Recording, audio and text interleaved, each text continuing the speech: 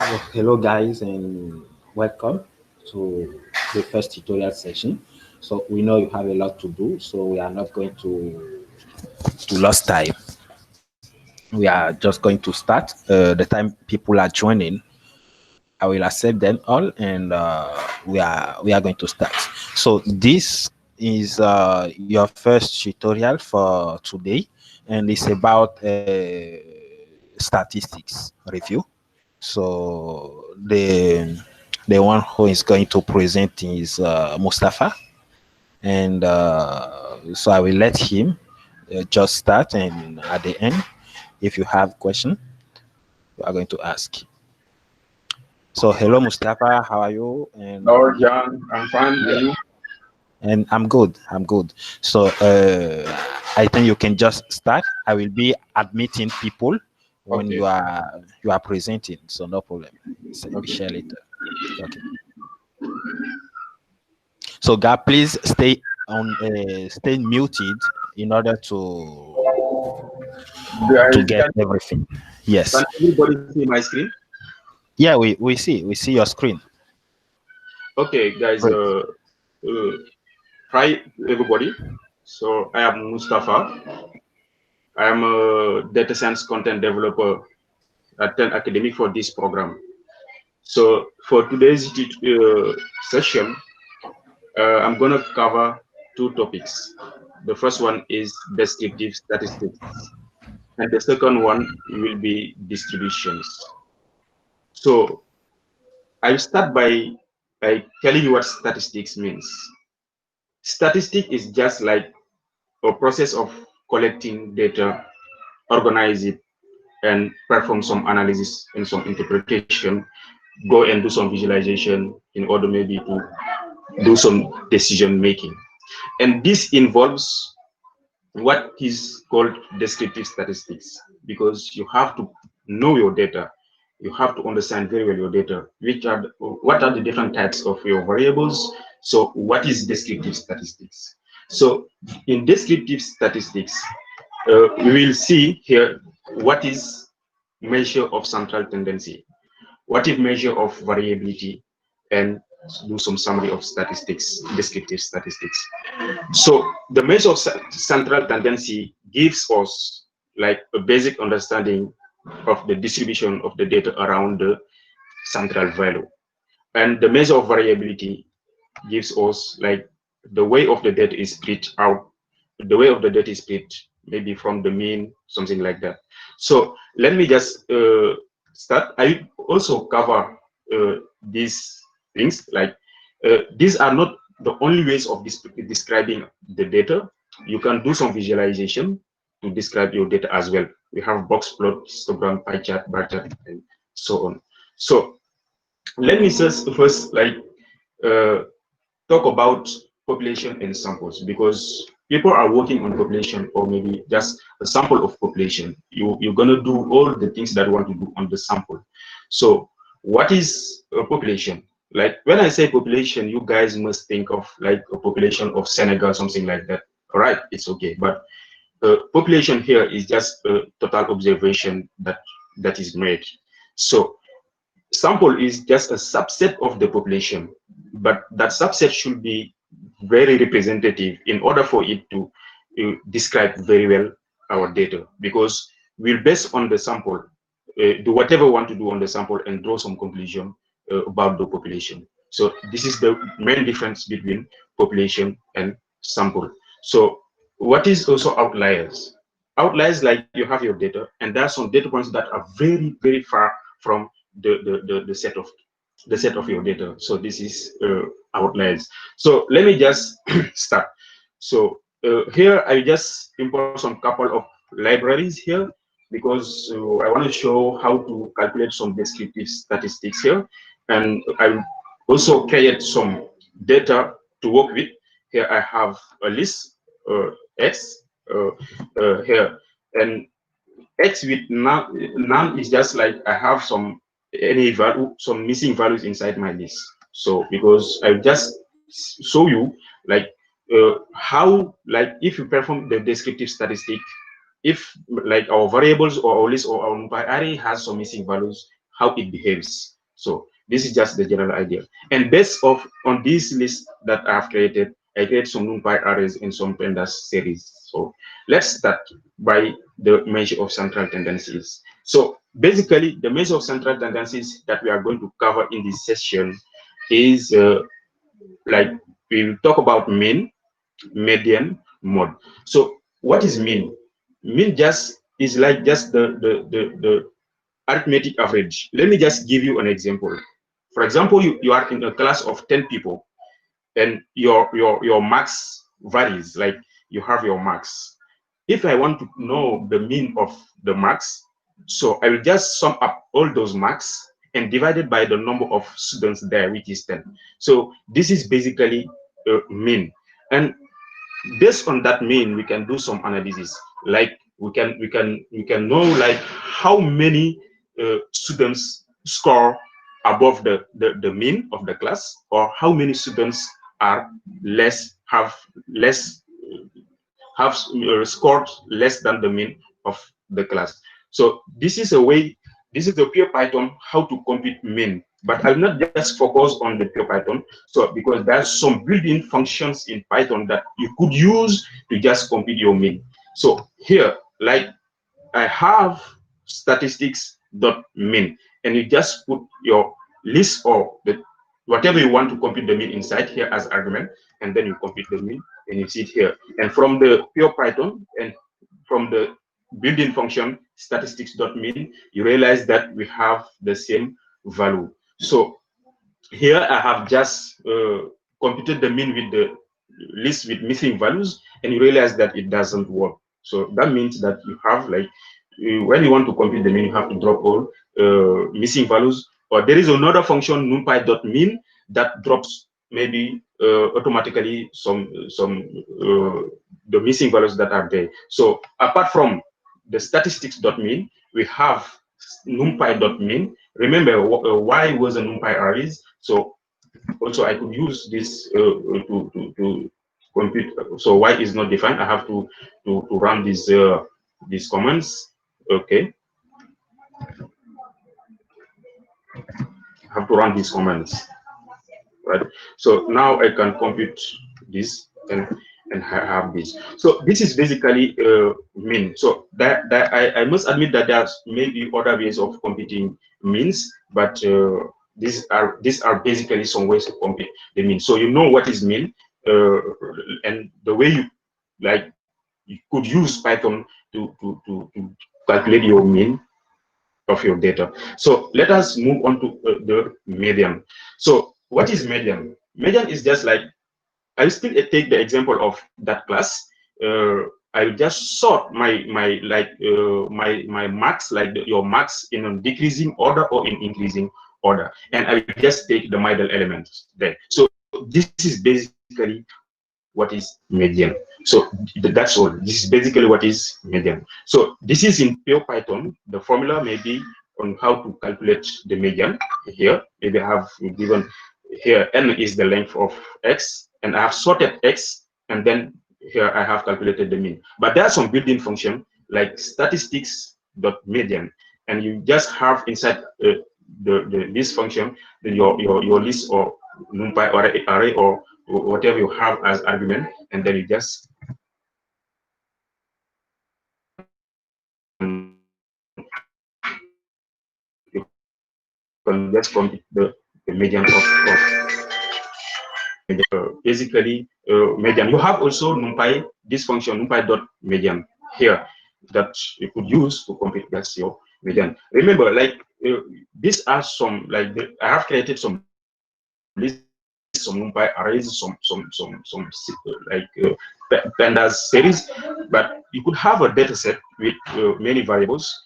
And you know, yesterday Sebastian has covered like how to extract some variables from your data, and then you might be interested in knowing the mean of one particular variable within your data. So you have just to extract your data and compute the mean. And once you have extracted your variables, you have something like, you have a series or like numpy array, something like that, and you can just use these techniques to compute the mean. So this is basically the mean. So let me just cover mod. What is mod?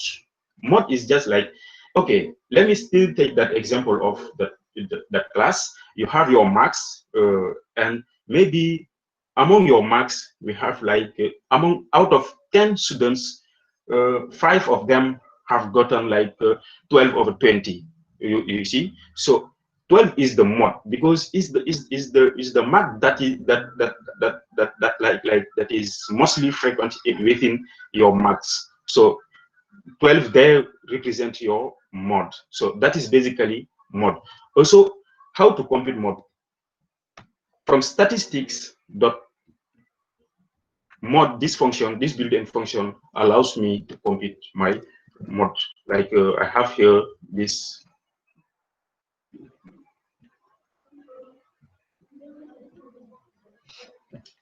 Where is I don't know where is you this.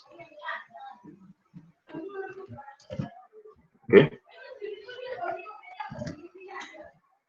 is not defined, so let me just define this function.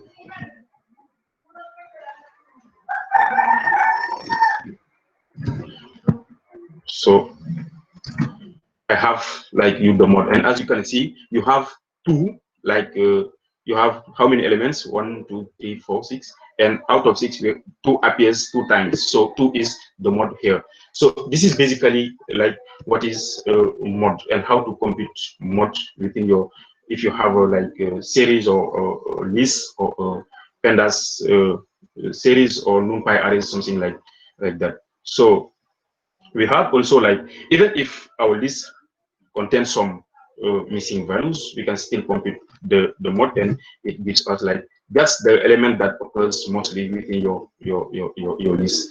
So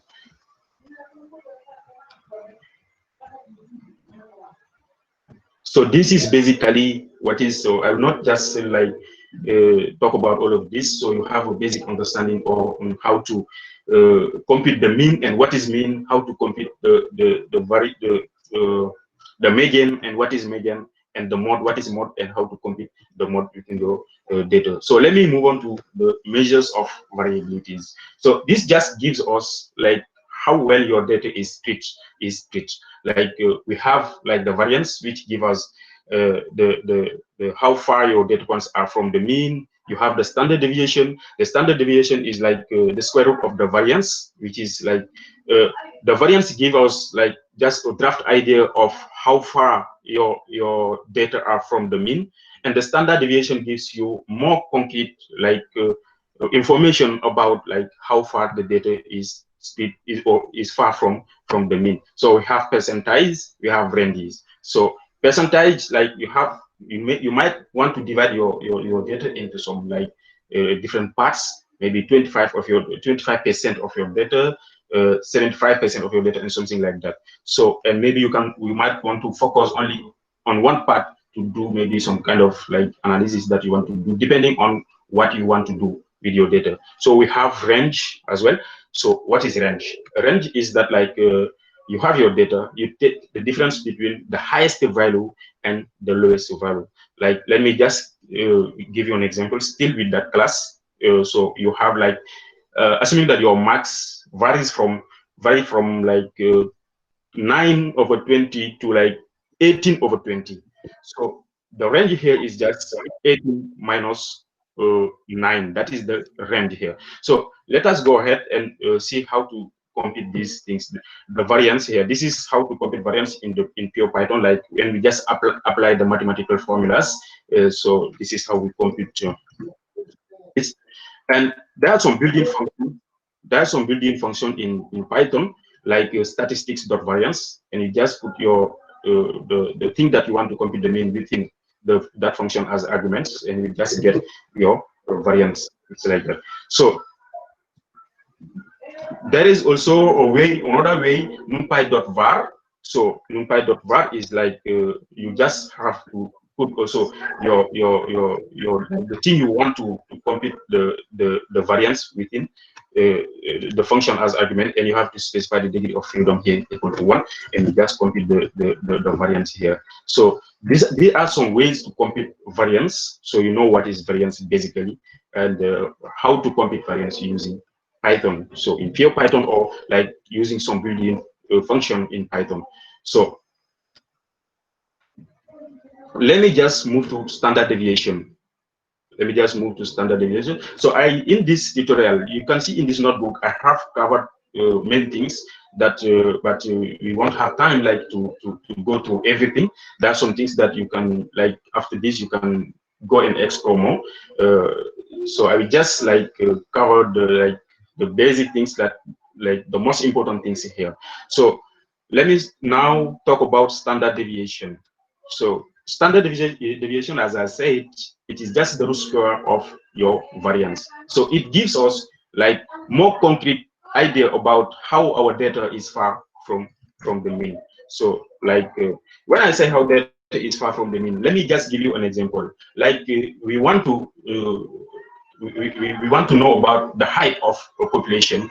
We compute the mean of the population, and you can see like how the height of people is different from the mean, like it's far from the mean of the height. So this is just this is just an example for you to get an idea of what is like data far from the mean or something like that. Now variance gives us a draft idea about how data is far from the mean, but as I said, standard deviation gives us more concrete information of how far the data is from the mean. And this is nothing than just the root square of the variance. But there are some built-in function in Python that we could use, like numpy.standard deviation std, and you put here your like numpy array or your pandas series, something like that. You specify the degree of freedom and you just compute your standard deviation. So these are like here also I computed some the standard deviation of NumPy a series that contains some missing values, and it just returns missing values. That means that we have to drop all missing values to compute the standard deviation. And there is this function numpy.nastd. It drops automatically all missing values within your NumPy array. So you don't have to maybe to first drop your missing values and just compute. So if you use this function, it just drops automatically all missing values. So this is basically standard deviation. So what I have done here is somehow like how to compute the sample standard deviation, but there is a way also to compute the population standard deviation that I have described here, but I will not go to, so you can go and explore more about. So let me cover percentage. So as I said, percentage, you might be interested in dividing your data into parts, like 25% of your data, 35% of your data, and do whatever you want to do with your data. So like here, if you for example, this example you have here, X, and you transform this list into NumPy arrays, and you want to compute the percentile, because there is a built-in function in Python called numpy.percentile. So you can just put your list or your NumPy array inside and specify how you can find like the fifth and like the fifth percentile, or like the 95 percentile, something like that. So you just have to specify it here. Here, the fifth percentile here, you just have here. And the 95 percentile here, you just have to put 95 here. So it is very simple for you to know how to compute a percentile. Just put in the function your NumPy arrays, your list, something like that, and you specify how much percentile you want to compute, and that gives you like what you want. Like this is the output. This is for 5th percentile, and this is for 95 percentile. So this is basically percentile. So you know basically what is percentile and how to compute percentile in Python. So these are some other ways, like when dealing with missing values. So you can try to run these codes and to see what you will get. So let me talk about the range. As I said, the range is just the difference between the maximum value and the lowest value. So you can compute it in pure Python, or there's some built-in function in Python like this function. So if you just compute this, it gives you the range. Like as I said in the class example, the lowest mark is 9, the highest mark is 18. So if I want to know the range, is just the difference. And the range just specified how well your data is split out. So this is like range. So, but all I have covered here, you can get all this information by doing the summary of the descriptive statistics. Like you have your statistics. I think Sebastian has covered in his tutorial yesterday. Like if you have your data, you just describe your data. Like if your data is called data.describe gives you like or the data.info gives you like some useful information about the data. So like you can have, when you use this describe function, you can have the number of observation, you have the mean and the max, you can have the mean, the minimum and the maximum value, you can have the mean, the variance, the schema, the composite, etc. So basically you can just with a single like Python syntax, you can know all of these things that you don't need to compute them individually. So you can use this function scipy.stats.describe. You put your NumPy array there, the degree of freedoms and bias first, something like that, and then you just run it. And if you run it, it gives you the number of elements in Y. This is the number of elements in Y, the minimum and the maximum value. This is the minimum, this is the maximum value. So this is the mean, this is the variance, the skewness, kurtosis, etc. So with a single line of code, you can get all this information without doing them separately. So this is somehow like, this is covariance. What is covariance? Matrix. So the sample covariance is just the measure that quantify the strength and the direction of a relationship between pairs of variables. Like you might be interested in knowing like the relationship between two variables, so within your data. So there are ways to check out if your data are correlated or are related or not. So these are some ways to compute covariance matrix, applying the mathematical formula here, but there's some built-in function here that gives us, if you want to know the covariance of matrix of X and Y, so X is not defined. I don't know where is X dash, so it should be somewhere here. It should be somewhere here. Oh, I'm sorry, guys. So I don't know where did I define X.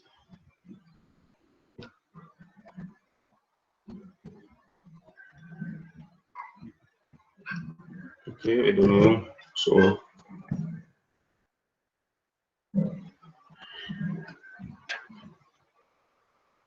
okay, so I'm sorry, guys. So okay, anyway, let me just explain this. What this code produces is like it gives you like a matrix that gives you the correlation between X and X, which is 1.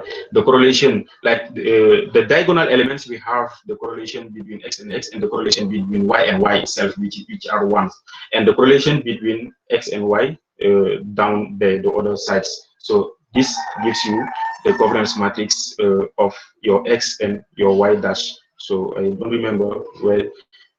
So you can also use this function, like for example, I don't know where did I define X dash, so it should be there. I don't want to like waste time. So if you like, instead of putting all of them inside the function, you can just put x.cov and you put Y inside. It gives you the correlation between X and Y, the covariance between X and Y. And here is like correlation coefficients, and the correlation coefficients like is just like the standardized covariance. So we call it R. If R is positive, we have positive correlation. Like you want to check if two variables are correlated, and you see if what you have is positive, and the correlation coefficient is between like -1 and 1. If it's positive, you have positive correlation. If it's negative, you have negative correlation, and so on. So these are the correlation coefficients between like x and y. So there is this built-in function that called pairs sum r.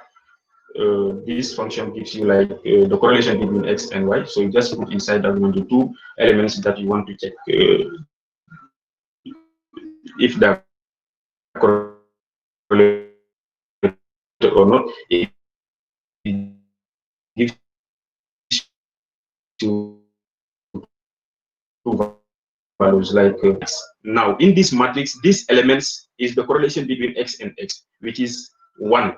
It is normal, and also we have another one here. This is the correlation between y and y, but these two elements are the correlation between x and y. So that is what I was explaining there. So this is basically some way to describe your data. But apart from that, you might be interested in visualizing your data. And in visualizing your data, you can also get more about your data. So let's start with this thing, boxplot. Let's import these things here and define some random variables here.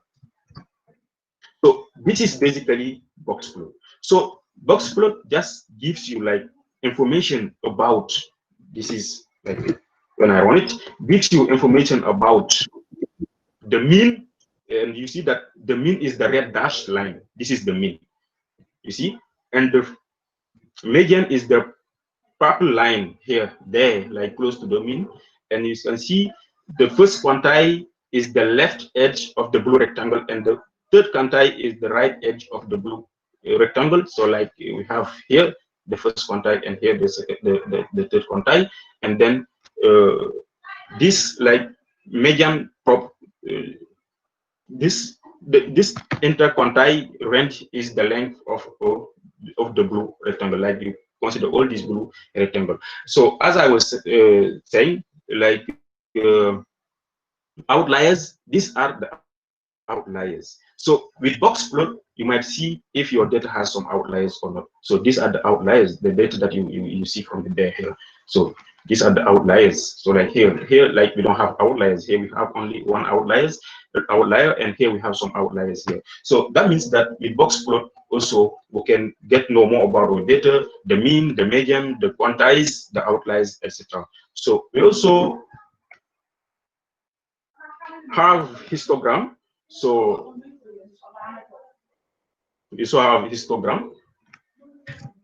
What is histogram? You see that histogram, like you have some, is like just a tool for quickly assessing a probability distribution, to know like based on that histogram, you know about the frequencies. Like here you have your array.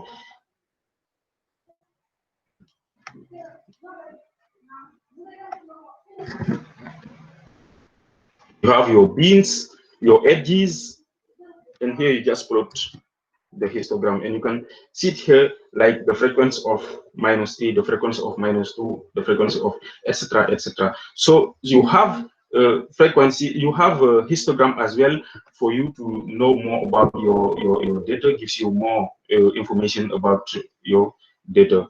Also, this is the cumulative frequency. This is the cumulative frequencies, like when you plot the histogram of the cumulative frequencies, so the maximum sum up like those frequencies, and the maximum should be like the maximum of the total number of your sample here. So we have also pie chart of here. So here I've defined two variables, x, y, and z, and in pie chart, like we have some labels like x. We put inside the function our data x, y, z, and the labels. Like in pie chart, for example, if you have like election votes, these are like x and y, z are some candidates, and if you do the pie chart, you can see like each of them the percentage you have inside in the election. So here you can see that Z has more percentage, like 72.7%, and followed by Y and then by X. So this also gives us like somehow some more information about your data, which of your maybe data has more frequency or has get more like values. So this is somehow how to maybe use visualization to describe as well your data. So these are some references that you could go and explore more. So before I go to the next topic, so maybe if you have some couple of questions before I move to distribution.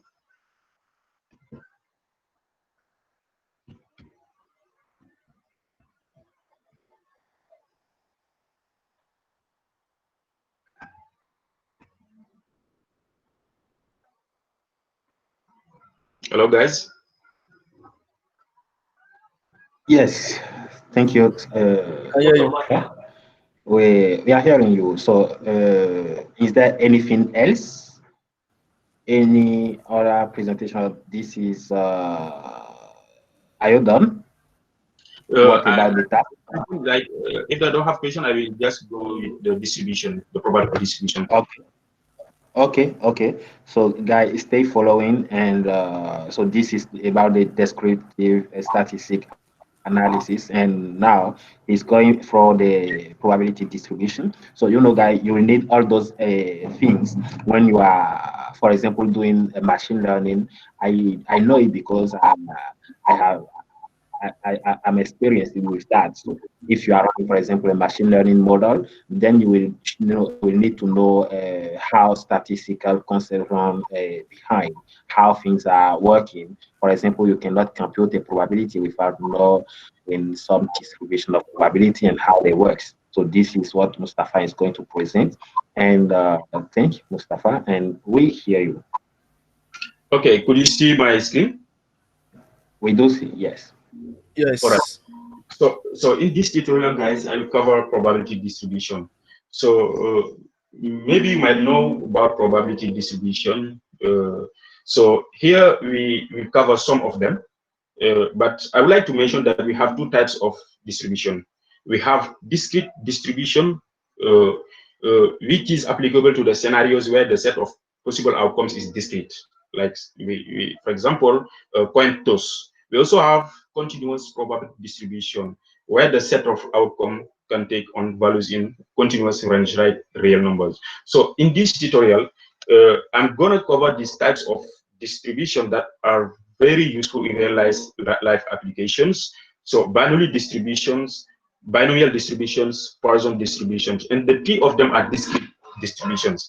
And lastly, I'll just cover one continuous distribution, which is the normal distribution. So let's go ahead. So this had some terminologies that I have defined here, and you realize that most of them you have seen it in the descriptive statistics part, mode, median variance, etc. So what is binary distribution? In binary distribution, you have like binary response. You either have like yes or no, yes and no, for example, 0 or 1, true or false, something like that. And the binary distribution, like the probability of success is assigned to be P, and the probability of failure is assigned to be 1 minus the probability of success. For example, you toss a coin, and if head appears, we assign it to the probability of success. So our success is head, and if tails appear, we assign it to the probability of fail, like 1 minus Q.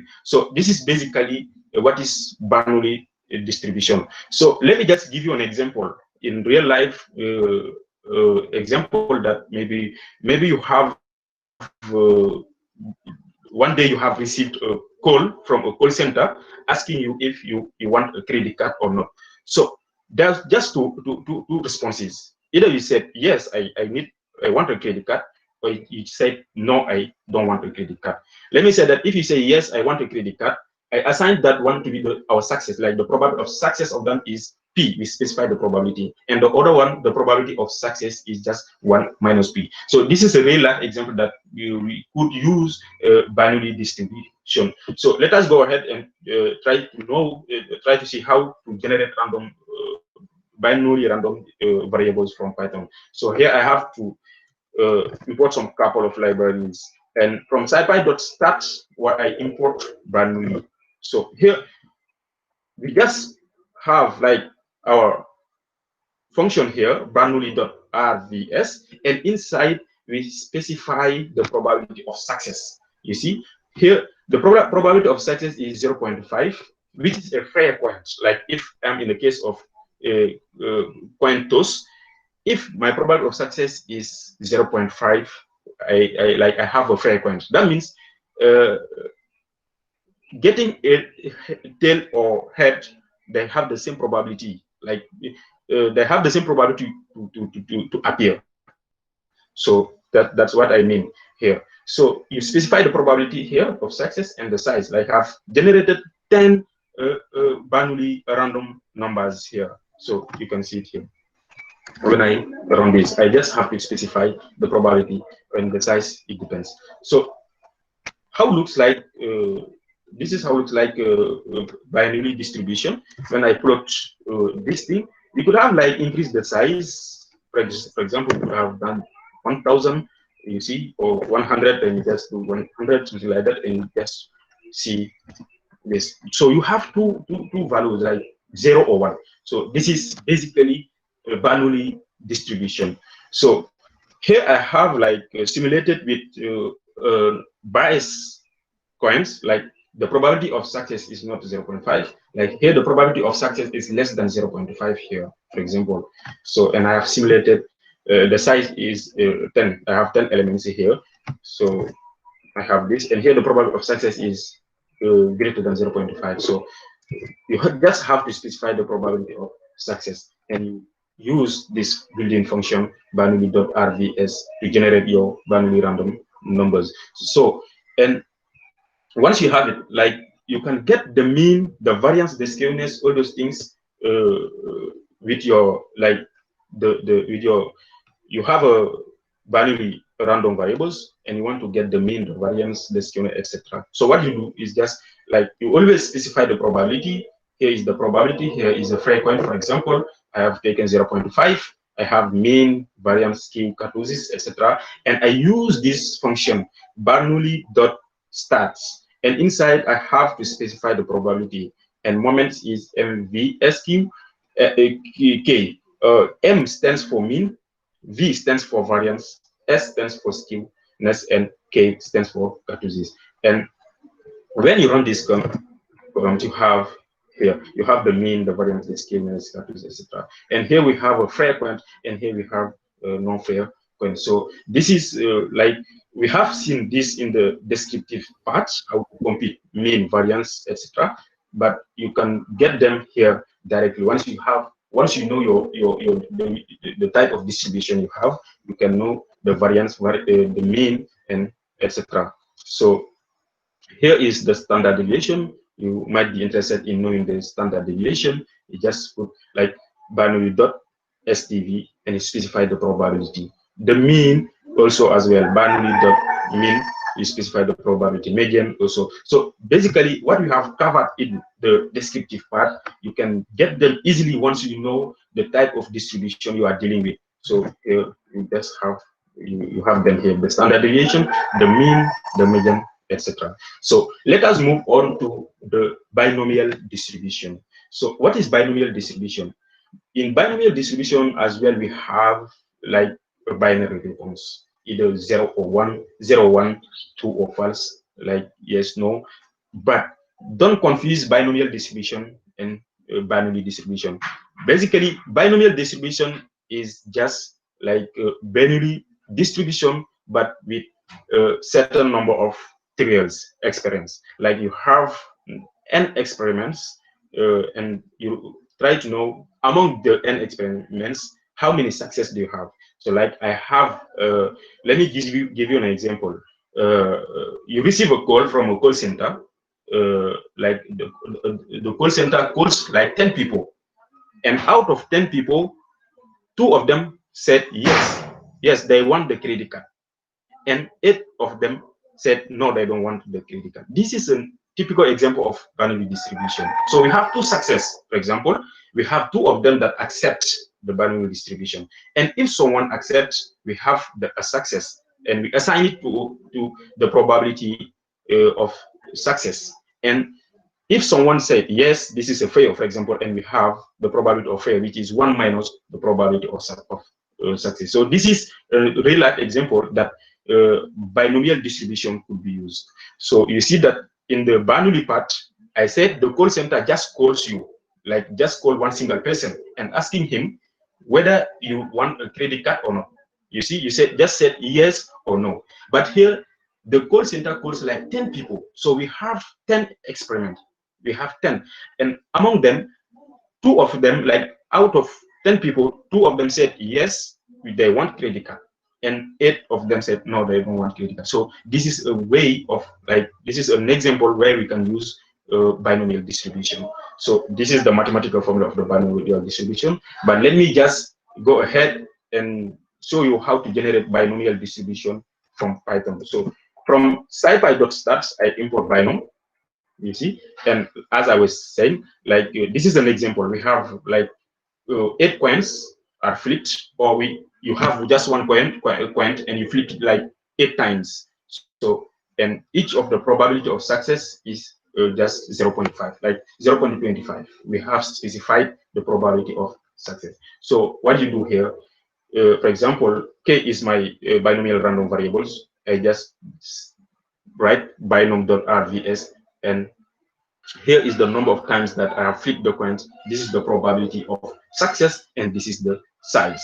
So I have it here. So this is a way to generate like binomial random variables, binomial random numbers. So let me see the behavior of like binomial random variables, like to see to display like histogram plot for binomial distribution. So I have here the number of 3 years, like here is 10. As I was saying, like the call center has called 10 people with a probability of success 0.05. So here is the size, and let me just put this, and we have this.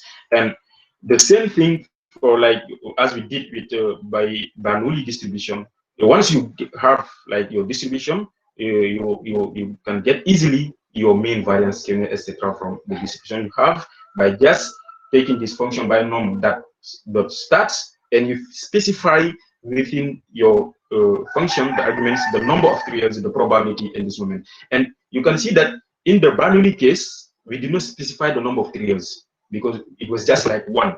The call center has just called you just one single person, but here the call center has called n people, and among them, like some of them said yes, they want a credit card, and some of them said they don't want a credit card, and we have the probability of success. As I said here, M here stands for mean, V for variance, S for skewness, and K for kurtosis, etc. So we always we specify the probability of success to be 0.5 and the number of trials like 5, etc. Here we still have the same number of trials, but the probability is 0.7. So it's a biased point, like for example, when we are in a coin toss. So this is easily a way for you to get the mean, variance, etc. So that we have covered in the descriptive part. As well, you might be interested in knowing the standard deviation, the mean, the median of your distribution. So once you know the type of distribution you have, so getting this information might not be now a big deal for you. So you just have to use this function, this built-in function, to get what you want to have here. So you have here the standard deviation, you have the mean, and you have the median. So let me just visualize the like here's the probability mass function for the binomial distribution. We have here like 3 scenarios. Here the number of 3 years is 40, and we specify different probabilities of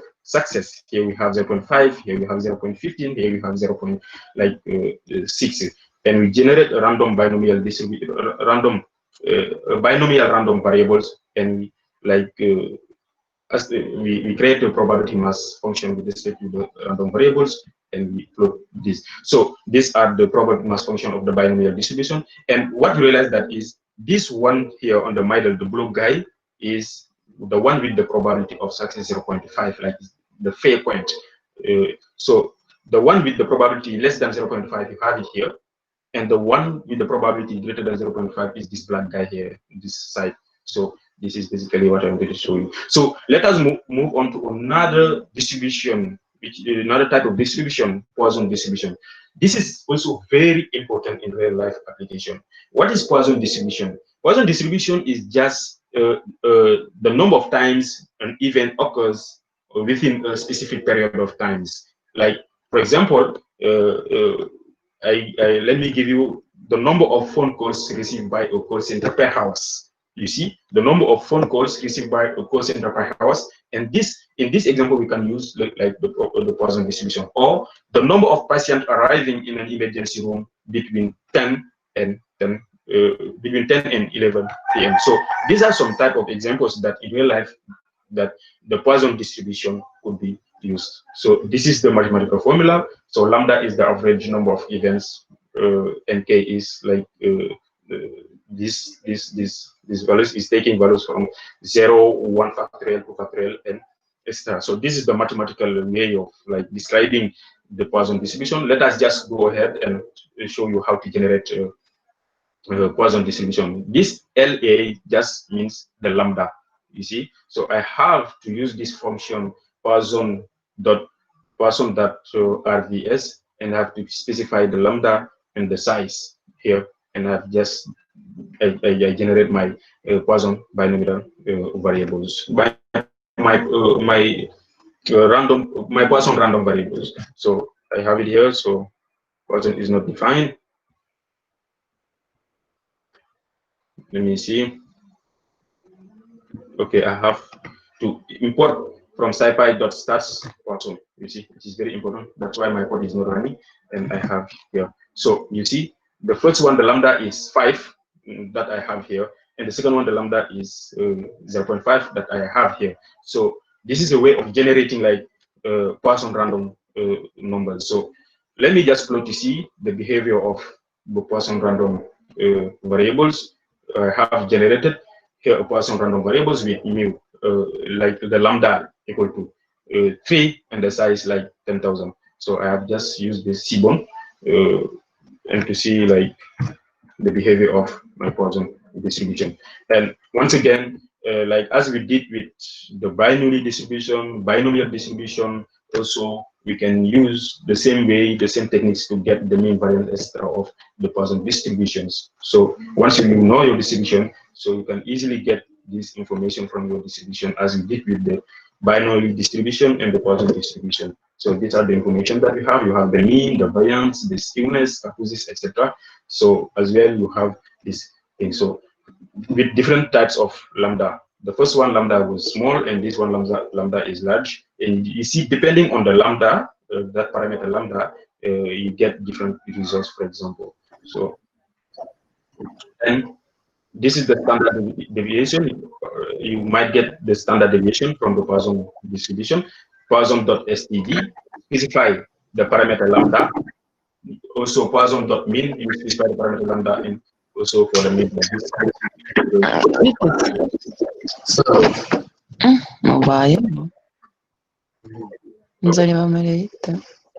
Okay, so let me just go ahead with the normal distribution.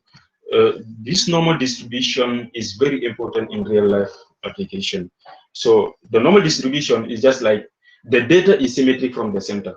Like the data is not really far from the center, and it's symmetric. So let me give you an example of a normal distribution in real life application. For example, if you are interested in knowing the height of a population, you see, like if you compute the average height of a population, you realize that the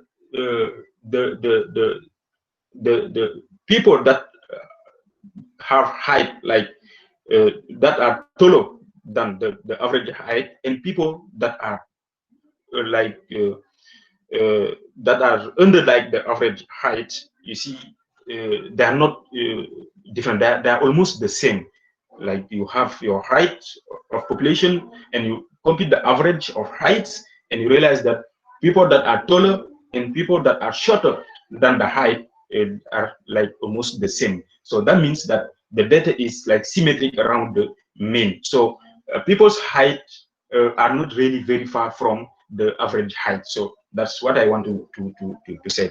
So this is like the mathematical like formula of the normal distribution, as you might already see somewhere else. And let's go ahead and generate normal distribution. So this is the, I just import stat from scipy.stats, I import norm, and here like if I can generate this like based on this mathematical formula that I have here. For example, this is the count, like the shape of the normal distribution. This is the shape of the normal distribution. But let me here just generate here some random, some normal random variables. I have to specify the mu and the sigma, so the standard deviation and the mean. So here, so I have like numpy.random.normal, and I have to specify these two parameters, and I have to specify these two parameters.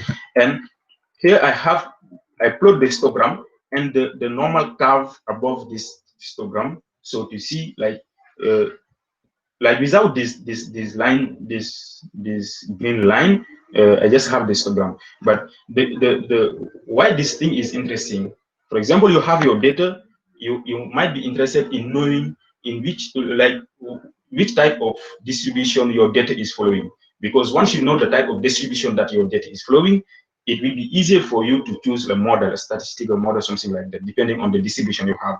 Like what you do is just you plot the histogram, and then you plot above the normal curve. If it fits very well this, so you can just conclude that your data is following the normal distribution. If not, there are ways like to transform your data into normal distribution that I haven't covered in this section, but you can Google or try, maybe we can chat later if you are interested in knowing. We have what we call the central limit theorem. Like even if your data is not normally distributed, there are some techniques that make it to be normally distributed. So that's why this thing is very interesting. You have your histogram and just follow the normal line curve above, and you see that it like this is normally distributed. And then you can now perform or do whatever you do with this based on that, the fact that the data is normally distributed. And these parameters like the standard deviation and the means are very important here. Here I have like 4 scenarios, and the size remains the same, but I have I'm varying, like for example the standard deviation. Here I have, for example, the scale here 0.5. Here the scale is the root square of 0.2, something like that. I have like 4 scenarios, and let me just plot these 4 scenarios. You realize that this A1 just A1 is just this blue guy, this normal distribution, this blue guy, you see, and A2 is just the red guy. You can see it here. A2 is the red guy.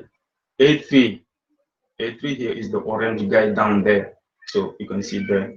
Yeah, this is A3, and A4 is just the green guy here. So that means that all depends on your parameters. So here I have the same samples and like the same I have the same samples, but I keep varying these parameters, and you see like the way I have like these different scenarios when I plot the normal distributions. So these are some references that you might be interested, and you can go through to explore more about distribution. And I must admit that these are not the only types of distribution that we have in statistics. We have geometric distribution, lambda distribution, and so on. So if you're interested, you can go and like explore more about the different type of distribution in statistics. So this is just some example that I have covered in this tutorial. So thank you very much. So if you have any question, so you can go ahead.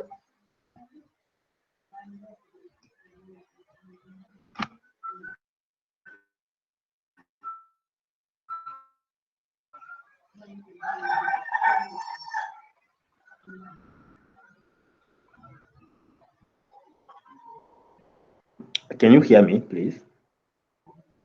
Okay, John, you can hear you. Yes, we can hear you.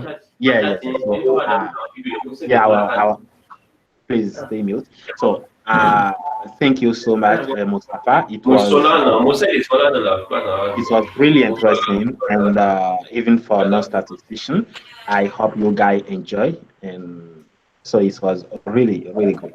So now, guys, if you have any question, you just have to ask the question. But before you ask the question, I will ask Mustafa if he has something to say about the task, the challenge.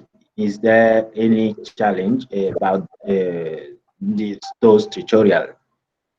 Yeah, thank you, Jan. Thank you, Jan. There is a challenge about distributions. So it's there already, and there is a simple quiz for that. Very simple, just to test your understanding about distribution.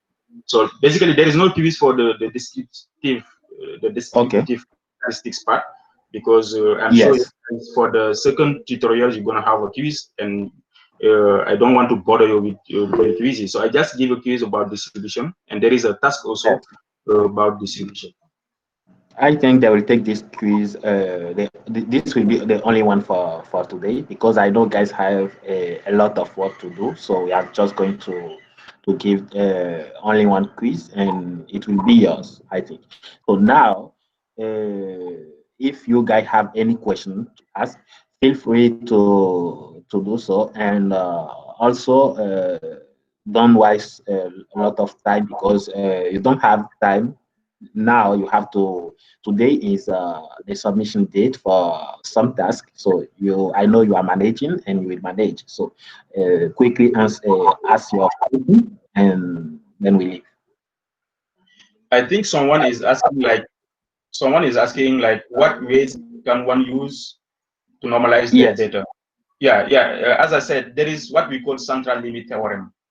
You see, exactly. So this is a way to normalize your data, even if your data is not normalized. The thing is, like in practice, if your data follows a normal distribution, it's much more easier for you. There are so many things that you can do with it. That's why sometimes, even if your data is not normally distributed, you try to make it to be normally distributed. And for that, the most common method that people are using is the central limit theorem. So you can try to Google and see what is central limit theorem, or we can chat. You can also like don't feel free to reach out to me. So if you have any question, we are also in the Slack site. So if you have anything that you would like to know more, I'll be very happy to share with you guys. Yes, so that's great. And so about the normalization, yes, you guys will really use that, because when you are dealing with data analysis, for example, and you have a lot of variables, some variables will just be in let's say in meters, some other will be in kilograms, some other will be, so different units for all the variables. So before you start the analysis, you have to deal with normalization and standardization. So for the standardization, you just have to use the normal distribution. So to standardize, you just have to do minus the mean and divide it by the standard deviation. And now, if you also want, you can do normalization, and the formula you can find it in Google. So we used to do the value minus the minimum divided by maximum minus the minimum. So this formula is available on internet, so you can just find it and get more details about that. But the useful, the advantages of use those kind of things is like you are dealing with lot of variable with lot of units, so you just have to keep all of them in the same level, so that analysis will become more easier. So I think Mustafa has told everything, and have the material in the Google Drive. Someone is just chatting and saying the material are not in our drive yet. Do you think so? Just to add something like yes, the material. Just to add that, like the formulas that Jan is telling you, if you are doing this in practice, there are some built-in functions that help you to just normalize your data, like with just single line code you can just normalize your data. So someone is asking if no, you are not supposed to do the hypothesis testing challenge today, because I'm gonna cover hypothesis testing tomorrow. For sure, this is not part of your today's challenge. So you just have the distribution challenge, and I think Jan, you can confirm they are not supposed to submit that today, right? Yeah, no, they are not supposed to submit that for today. The only thing they are supposed to submit today is the last task.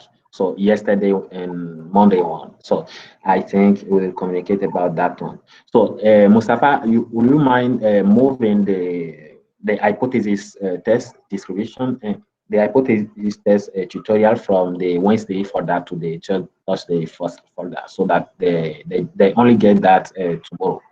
So guy, you are not supposed to do that today. Okay, so I think that's all for this time, and enjoy your time, work on your challenges.